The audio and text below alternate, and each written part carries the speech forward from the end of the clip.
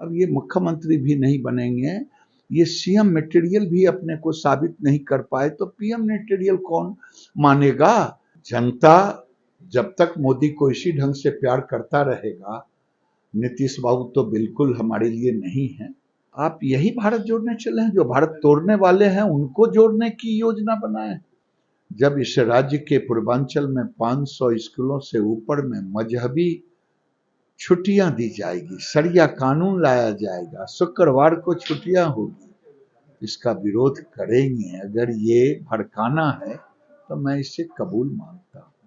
और जब तक भारतीय जनता पार्टी है, मुस्लिम राष्ट्र ला नहीं सकता। आज पाकिस्तान के अंदर न हमारा मंदिर बचा न हमारी बेटी बची, बेटियां लुट गई, मंदिर टूट गए। अब हम भारत से कहां जाएं? मेरे लिए मक्का मदीना सब कुछ यही है। विनाश काले विपरीत बुद्धि। राहुल गांधी और अभी का कांग्रेस, आरएसएस को समझने में कई जन्म लेना पड़ेगा।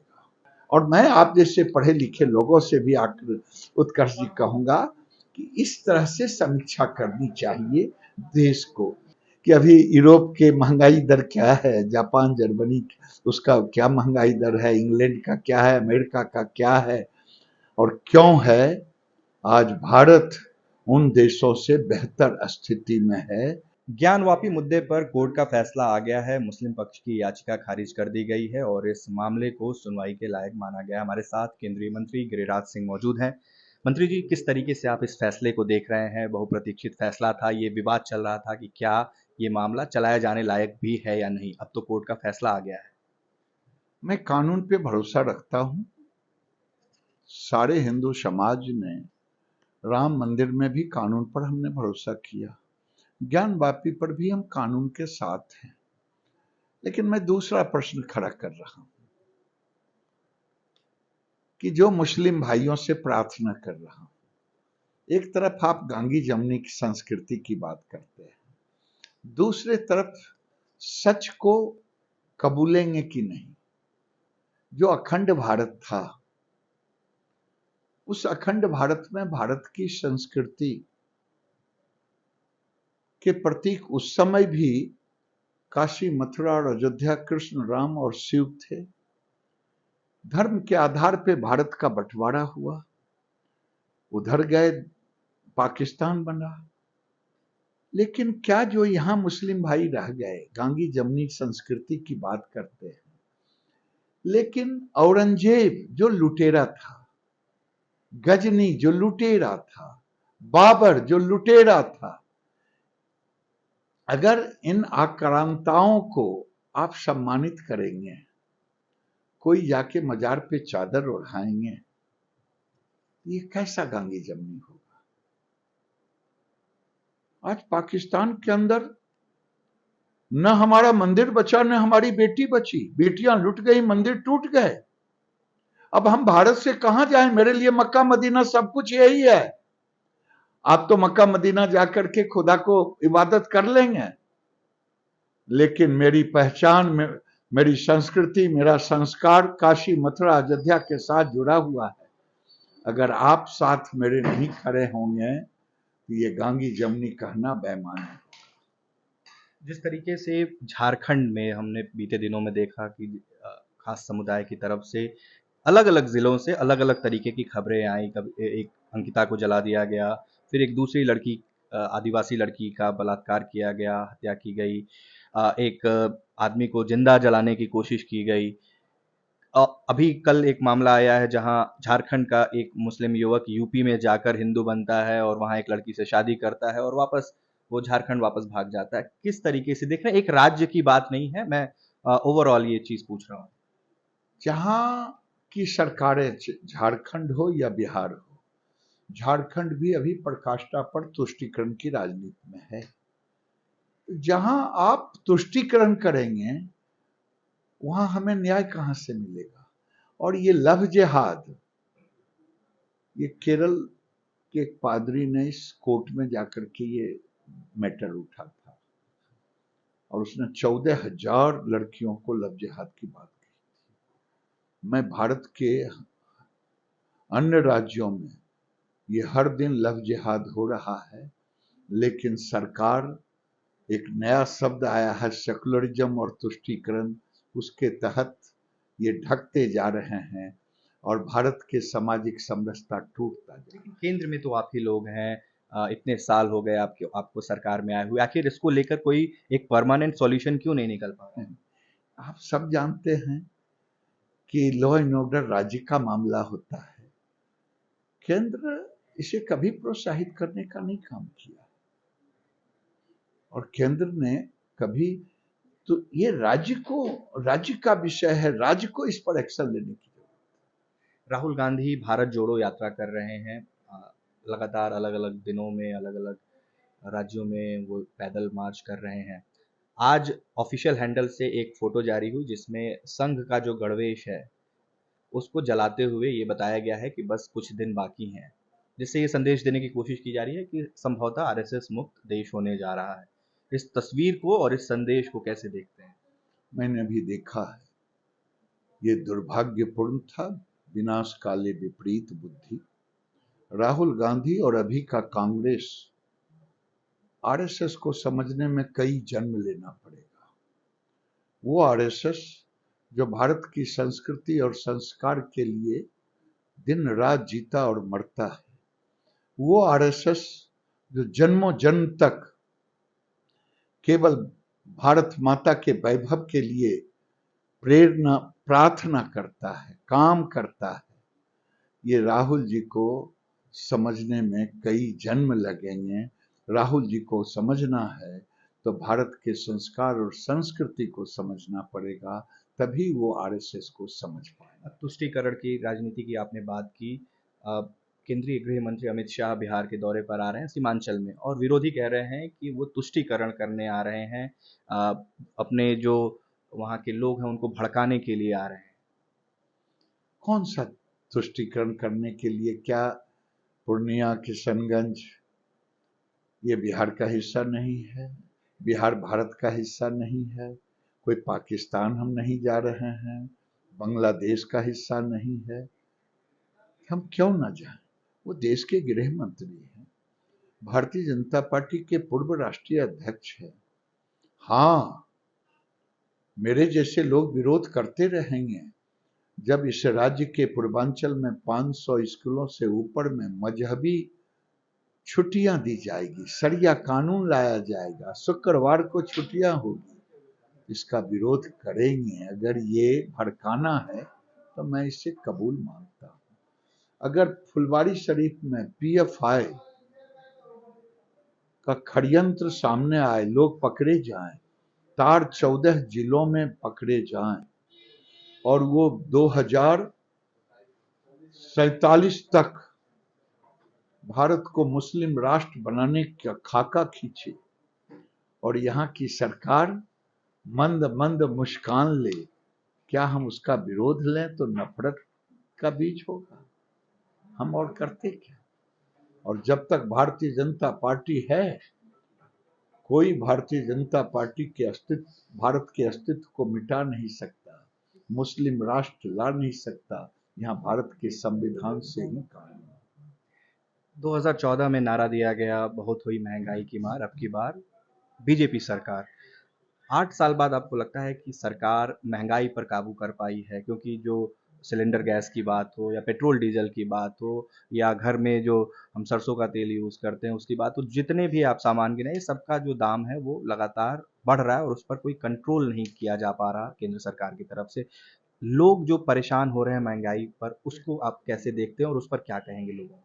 मैं चाहूंगा कि आप एक पढ़े लिखे व्यक्ति हैं, आप अपने अंतरात्मा से पूछिए, जब देश ग्लोबलाइजेशन में है, जब ग्लोबल वार्मिंग होती है, उत्सर्जन कोई करता, कार्बन भोगते हम हैं, दुनिया आज पूरे एक मुट्ठी में है, ग्लोबलाइज हो गया है, तो जब इकोनॉमी भी उस ग्लोबलाइजेशन का एक हिस्सा बनता है, जब पूरी दुनिया के, कभी आपने बहस छेड़ा है कि अभी यूरोप के महंगाई दर क्या है, जापान, जर्मनी उसका क्या महंगाई दर है, इंग्लैंड का क्या है, अमेरिका का क्या है, और क्यों है?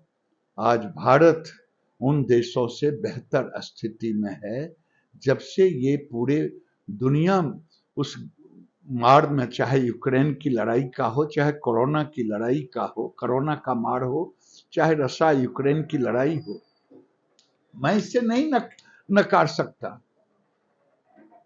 तो इसका असर पूरे दुनिया पर पड़ा है, हम उसे रोकने की पूरी कोशिश करते हैं, और जिसके कारण आज हम उस हद तक बगल के देश देखें, बांग्लादेश देखें, पाकिस्तान देखें, अमेरिका, इंग्लैंड, आप उससे अलग नहीं हो सकते।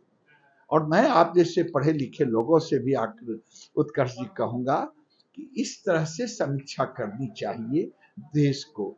देश में असंतोष फैलाने की जगह पे एक सकारात्मक बहस होनी चाहिए, और सकारात्मक बहस जब होगी तो नरेंद्र मोदी आज अगर 5वीं इकोनॉमी में गए तो ये भारत की जनता के कारण गए। कोरोना काल में हमने 210 करोड़ से ऊपर हमने डोज देने का काम किया। पूरी दुनिया नरेंद्र मोदी को मानने का काम किया। जब कोरोना आया था, हम 20 लाख करोड़ का पैकेज दे करके हमने एमएसएमई जैसे उद्योग को बचाने का काम किया, और किसानों को भी आज जो हमें एमएसपी बढ़ा है, हम कोशिश करते हैं। लेकिन अगर गर्मी बाहर है तो इस कमरे में भी गर्मी का असर पड़ता है, हम इसको नकार नहीं सकते। 2024 में जो चुनाव होने हैं उसको लेकर नीतीश कुमार और तमाम जो विपक्षी दल हैं वो एकजुट होने की कोशिश कर रहे हैं। दिल्ली गए, कई नेताओं से मुलाकात की, अलग अलग चेहरे बीते सालों में हमने देखे। अब नीतीश कुमार फ्रंट फुट पर आकर खेल रहे हैं। बीजेपी क्या उन्हें कंपटीशन मान रही है, या आप उन्हें बतौर पीएम कैंडिडेट देख ही नहीं रहे? देखिए, लालू जी या नीतीश जी,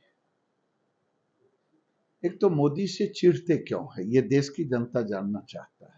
नीतीश जी तो कल तक उनका गुणगान करते रहे, हम आज भी कहते हैं। ये महत्वाकांक्षा के कारण अलग हुए। महत्वाकांक्षा किस प्राइम मिनिस्टर बनने का? मोदी से नफरत क्यों? वो भी एक अति पिछड़े का बेटा है, जो आज पूरे देश में कोरोना काल में 70 लाख लोग भूख से मरे। भारत में गरीब कल्याण योजना लाके गरीबों के घर में अनाज पहुंचा करके मरने नहीं दिया। लेकिन आपके ही सांसद तो खड़े होकर लोकसभा में कह रहे थे कि ये फ्री फंड का खाना दिया। तो आपको लगता है इस तरह की भाषा बोलनी चाहिए? मतलब सरकार की तो जिम्मेदारी है लोगों को रोटी कपड़ा मकान देने की। ठीक है, किसी व्यक्ति पर हम अभी कोई नहीं कर रहे हैं। अगर आप मुझसे सवाल पूछ रहे हैं सरकार का, मैं उसका जवाब दे रहा हूं। ये पूरी दुनिया के लिए मिसाल है भैया, मैं नहीं कह रहा हूं। आईएमएफ ने कहा कि मोदी ने ये गरीबों को बचाने का काम किया। ये जो आज दोनों इकट्ठे होकर के, नीतीश बाबू, मैं उनके प्रति, मैं उनके अंडर में मंत्री रह चुका हूं, मैं उनका सम्मान करता हूं। लेकिन जो 17 साल मुख्यमंत्री रह करके एक सीएम मटेरियल नहीं बन पाया, 115 प्रकाष्ठा पर इनका गया था स्ट्रेंथ, और 43 पर आके गिरे। बीजेपी 2000 में मुख्यमंत्री बनाया, 2020 में भी बनाया है।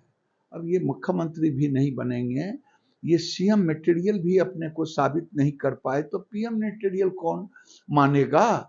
यहां तो बुलाए केसीआर खुश हो रहे थे, और केसीआर आने के बाद हमारे मुख्यमंत्री को केवल नहीं बेइज्जत किया, बिहार को बेइज्जत किया, उठ बैठ कराया, नाम तक नहीं लिया।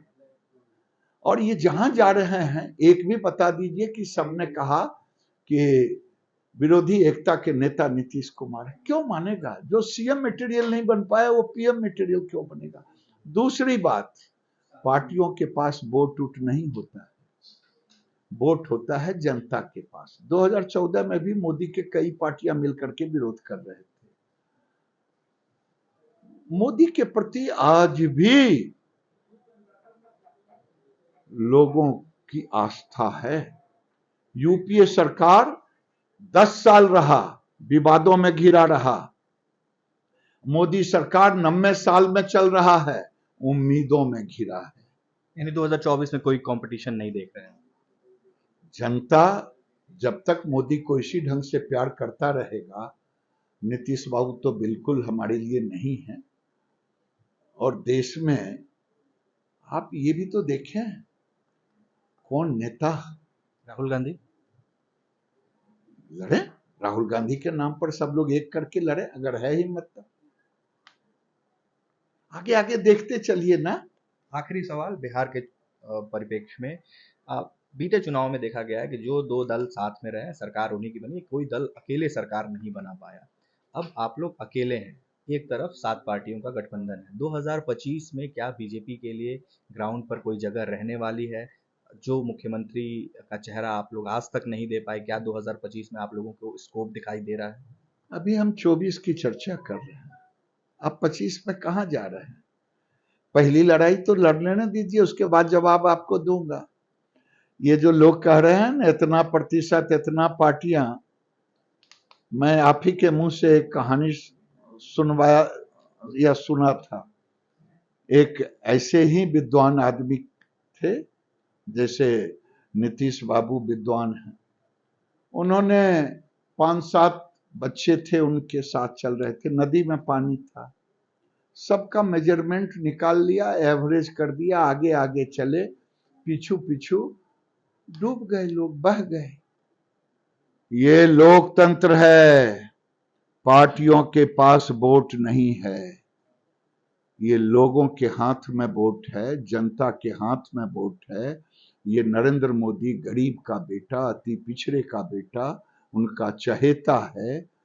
ये वोट के ठेकेदार ये पार्टियां नहीं हैं, मुंगेरी लाल के हसीन सपने देखता रहे। तो मुद्दों पर क्यों नहीं बात हो रही? राहुल गांधी की 41,000 की टी शर्ट को मुद्दा बना दिया गया। मुद्दा नहीं बना गया है, मुद्दा तो वो बनाते हैं, हम तो मुद्दा बनाते नहीं हैं। देश गांधी चले थे देश का भरबन करने, गांधी की तुलना लेते हैं, राहुल गांधी हैं।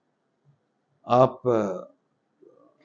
सर पे टोपी, लाल है जूता जापानी, यही गाना आप सुनाएंगे क्या लोगों को? जो है उसमें आप जाकर के उस पादरी से मिलते हैं, लाखों का विदेशी टी शर्ट पहनते हैं और कहते हैं भारत जोड़ो। जो पादरी भारत की आस्था, भारत के धार्मिक अस्तित्व को गाली दे, कोर्ट उस पर सजा दे या कोर्ट उसके ऊपर नाराज हो, आप यही भारत जोड़ने चले हैं? जो भारत तोड़ने वाले हैं उनको जोड़ने की योजना बनाए। तो हमसे खास बातचीत में थे केंद्रीय मंत्री गिरिराज सिंह। उत्कर्ष कुमार सिंह, अनसीन इंडिया, पटना।